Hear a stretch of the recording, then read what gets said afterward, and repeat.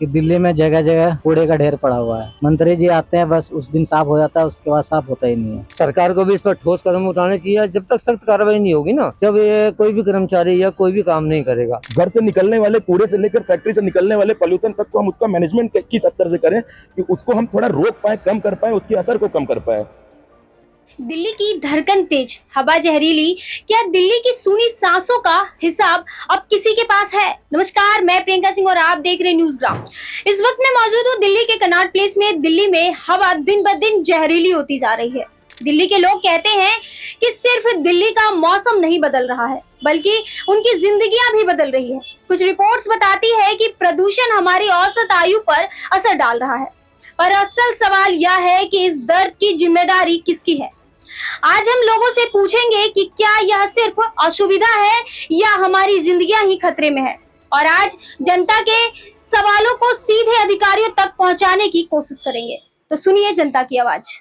आज दिल्ली की जनता की आयु कम होती जा रही है। आपको लगता है कि सरकार इस पर ठोस कदम उठा रही है?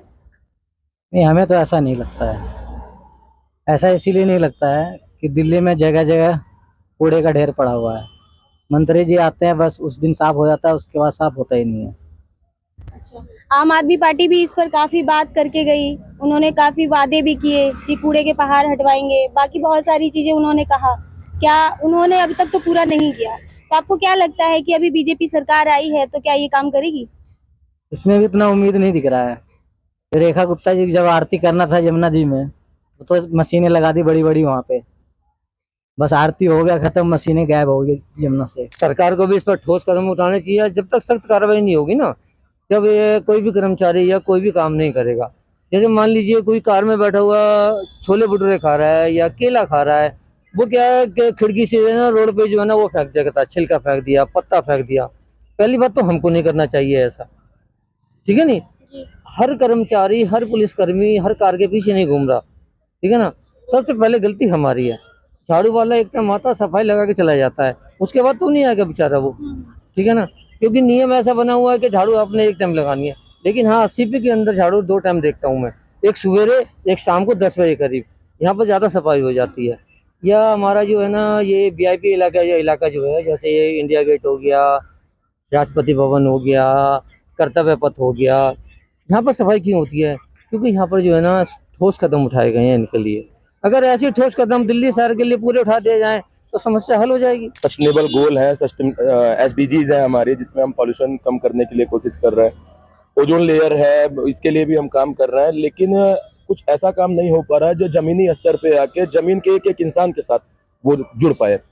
पॉल्यूशन की बात करते हैं हम, लेकिन फिर हम इंडस्ट्रीज को नहीं देखते। कैसे हम इंडस्ट्रीज को इतना वाइड स्तर पर, इतने व्यापक स्तर पर हम फैलाते जा रहे हैं, और किस तरह से पूंजीवाद की इस आग में हम इतना जल गए हैं कि हमें मतलब ही नहीं रह गया कि समाज की जो बेसिक इकाई है, समाज के जो पिछड़े लोग हैं, गरीब लोग हैं, उन तक वो योजनाएं पहुंचने से पहले ही दम तोड़ दे रही हैं। यमुना का हाल देख लीजिए आप, दिल्ली में पॉल्यूशन देख लीजिए, पराली जलाई जा रही है। हरियाणा में तो ठंडी में किस तरह से स्मोक का कहर होता है, वो देख लीजिए आप।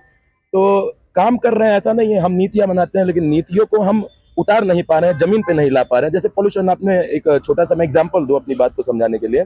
आपने पोल्यूशन बोला, वो गरीब जो पोल्यूशन फैलाता है और एक्चुअली जिम्मेदार है, लेकिन उसको इतनी जानकारी नहीं है कि पोल्यूशन का अर्थ क्या होता है, उससे उसको क्या नुकसान है। बाढ़ आ रही है, भूकंप आ रहे हैं, इतने सारे नेचुरल डिजास्टर जितने आ रहे हैं, सबके लिए सरकार के पास एक पहले से प्लान बी होता है। लेकिन प्लान ए पे काम करने की कोशिश ही नहीं है कि हम प्लान ए पे काम करके पोल्यूशन को रिड्यूस कैसे करें।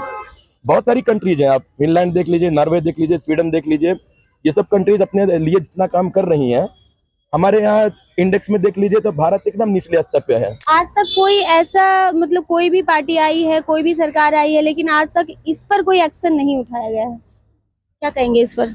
अभी तक तो ऐसा कोई पार्टी दिख नहीं रहा है सामने। अब कोई नेक्स्ट आए तो कह नहीं सकते, लेकिन अभी देख रहा हूँ कि बस जब जो चीज़ होता है सरकार उस पर 2 दिन काम करती है। अभी जैसे झुग्गी टूटा बहुत जगह, रोड साइड में जो थे नाले पे थे, झुग्गी टूटा, वापसी फिर झुग्गी बन गया। तो सरकार काम करती है सिर्फ 2 दिन दिखाने के लिए, वापसी फिर वहीं के वहीं आ जाता है। अब जैसे कूड़ा कचड़ा है या झुग्गी तोड़ा या जो अवैध कब्जा कर रखा है उसको तोड़ा, तो 2 दिन में वहीं वापसी आ जाता है। तो ऐसे तोड़ने से क्या फायदा है, चाहे तो रेगुलर बनी रहे।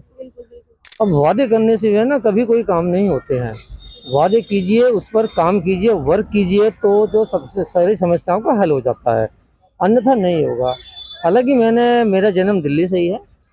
मेरी उम्र आज 67 साल की हो गई है। मैंने बचपन से दिल्ली देखी है, सुनसान दिल्ली देखी है। बचपन में दिल्ली शहर के अंदर 2 टाइम झाड़ू लगा करते थे, एक सुबह और एक शाम। लेकिन आज जो है ना, दिल्ली में झाड़ू एक टाइम लगती है, वो भी आधी अधूरी, जी जिस कारण से पूर्णतः सफाई नहीं होती है। कोई भी कर्मचारी अपना कार्य पूरी तरह से करना नहीं चाहता। सारा दायित्व सरकार पर ही नहीं कर सकते हम लोग। मेरा काम है ऑटो चलाना। मेरा चाहिए कि मैं ऑटो को सवारी को नहीं छोड़ूंगा, तो ये मेरी गलती है। लेकिन सर पिछले 10-15 साल से तो बस इतना ही हम लोग सुनते आ रहे हैं कि काम चल रहा है पॉल्यूशन पे, लेकिन आज तक कोई निदान नहीं निकला इसका। देखिए, हम आपको वही बता रहे हैं ना कि जब तक हम कैपिटलिस्ट थ्योरी जो अपना रहे हैं, पूंजीवाद को जिस तरह से पूंजीवाद की आग में जल रहे हैं और जिस तरह से हम इंडस्ट्री को ऊपर ले जा पा रहे हैं, तो कुछ इसका निष्कर्ष आप कहिए कि आमूलचूल परिवर्तन कर दीजिए और एक यूटोपियन सोसाइटी स्थापित कर दीजिए और ये सोचिए कि एकदम से पोल्यूशन हम खत्म कर ले, तो एकदम से नहीं हो पाएगा। लेकिन हम पोल्यूशन का मैनेजमेंट कैसे करें? घर से निकलने वाले कूड़े से लेकर फैक्ट्री से निकलने वाले पोल्यूशन तक को हम उसका मैनेजमेंट किस स्तर से करें कि उसको हम थोड़ा रोक पाए, कम कर पाए, उसके असर को कम कर पाए।